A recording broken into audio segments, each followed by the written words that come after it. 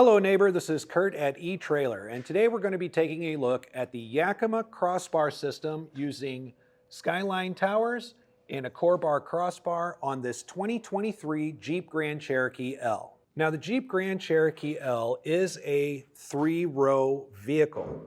So if you're using that third row and you've got passengers loaded all over, it really does not leave any room for storage in the vehicle at all. In that case, one of your better options is to go with a roof rack system like this. Now, this Yakima CoreBar system does not have a T-channel on the top like a lot of bars do. What it will allow you to do, though, is use the clamp-on accessories that are available on the market to work up here with this particular rack system. Now, while I'm up here, I also want you to notice here on the SkyLine tower, this portion right here can be replaced with replacement key cores. Yakima uses what they call SKS, or same key system. Now you can buy lock cores and keys that are all keyed alike. You can also get them keyed alike to a lot of the Yakima accessories that can go up on your roof rack as well. Now Yakima's CoreBar system, again, does not have a T-channel across the top. These aero-style bars, which are great for wind resistant and noise reduction compared to square or circle bars, are made of steel as opposed to aluminum, so it gives them a capacity of 220 pounds. Now bear in mind, you always want to check your owner's manual because your roof capacity may be different than the bars themselves.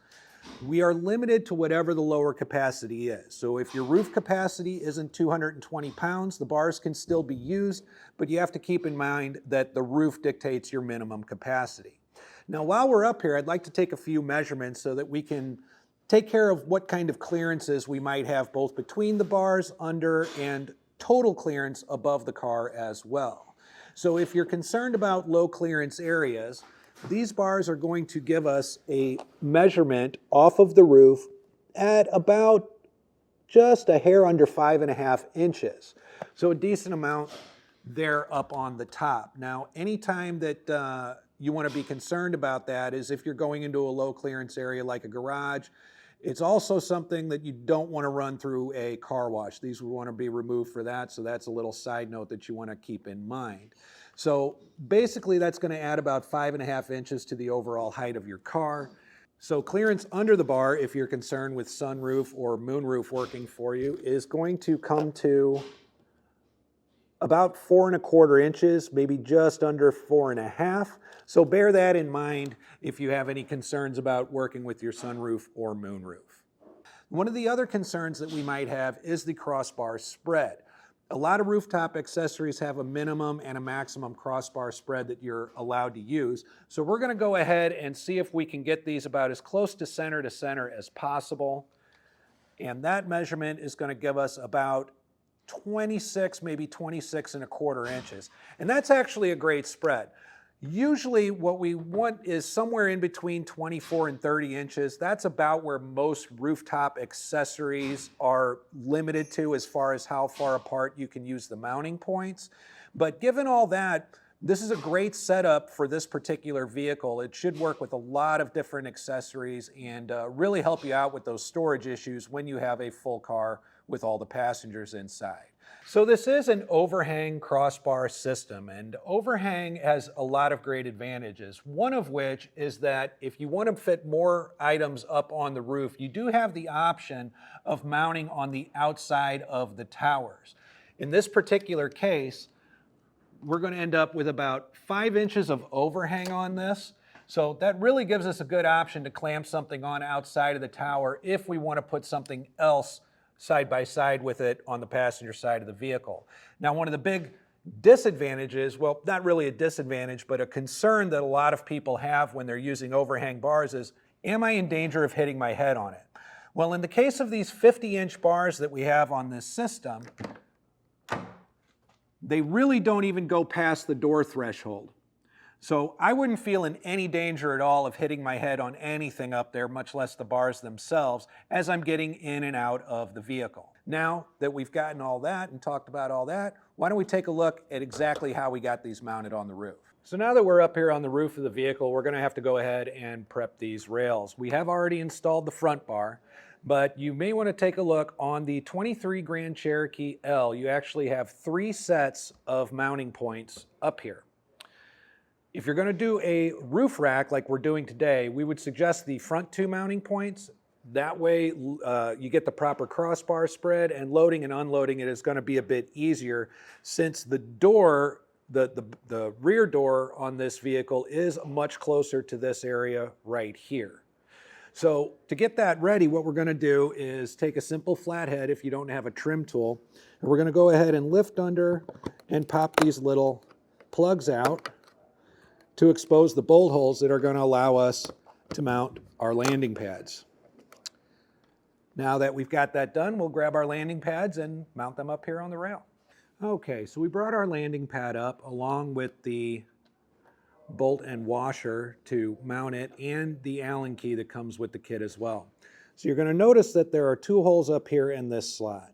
And what we found is this front mounting point here, despite this interfering with it a little bit, actually still fits the best. So it's a bit of a tight fit, but being that this is a rubber on the landing pad, you can actually kind of squeeze it in there and make it fit properly. So we're going to go ahead and take our first bolt and washer, thread it through, and we're going to put it through this mounting point right here.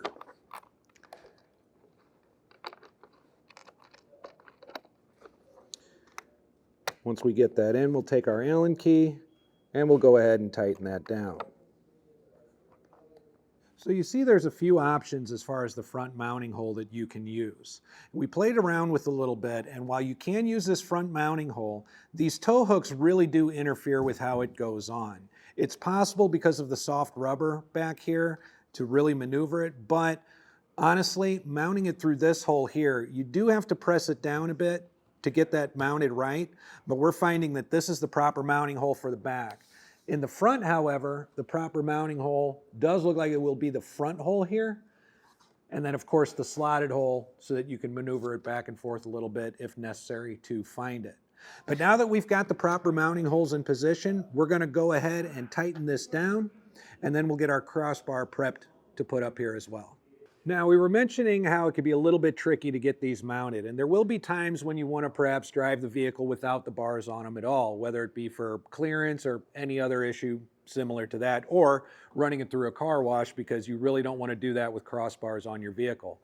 The Yakima kit comes with these covers though, so you can leave these on after removing the bars and protect them by just simply snapping these covers on. And they look really nice and clean on the car, and you're ready to hit the road without the bars if necessary. So now that we've got our landing pads up, we're going to go ahead and attach the SkyLine towers to the CoreBar, and I'm going to show you exactly how that's done. Now, because of the way these mounts are made, you can see that they're made in kind of a specific shape.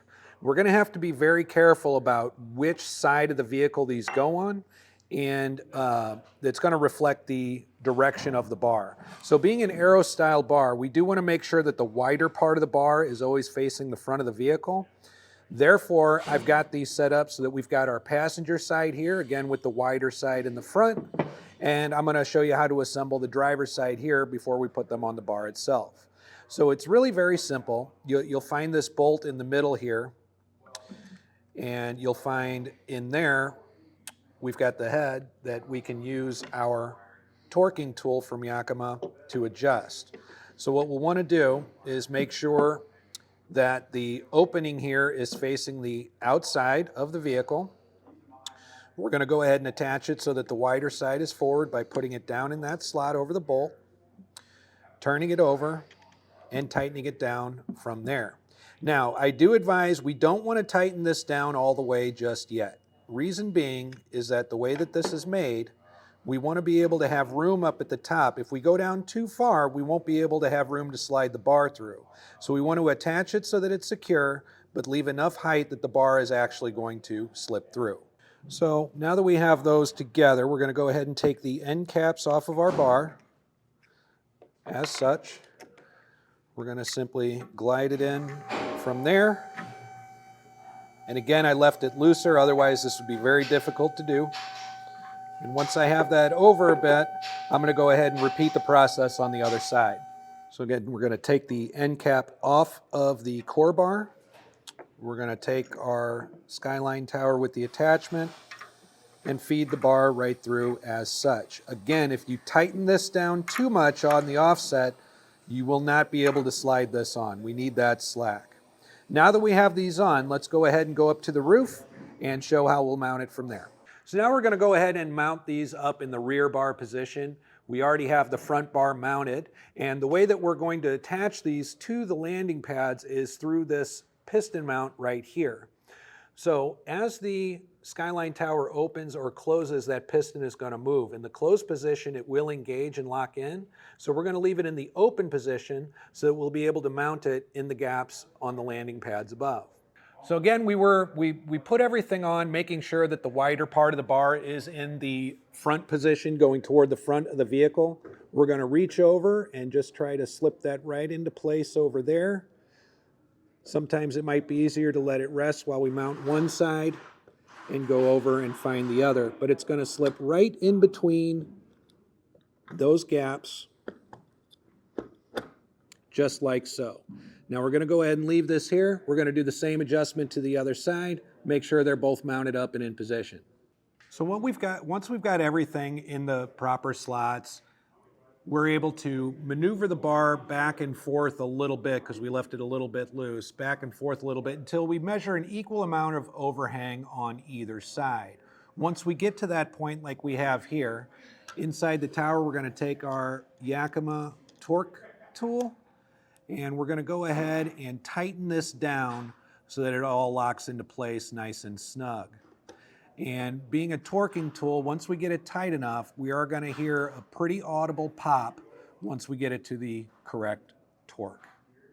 So once we have everything mounted, tightened down, evened out, it's always a good idea to grab it and give it a good shake test. Make sure you don't have any slack or play anywhere, such as the case now. We've got everything locked down nice and tight, so we're ready to put our accessories up on the roof and embark on our next adventure.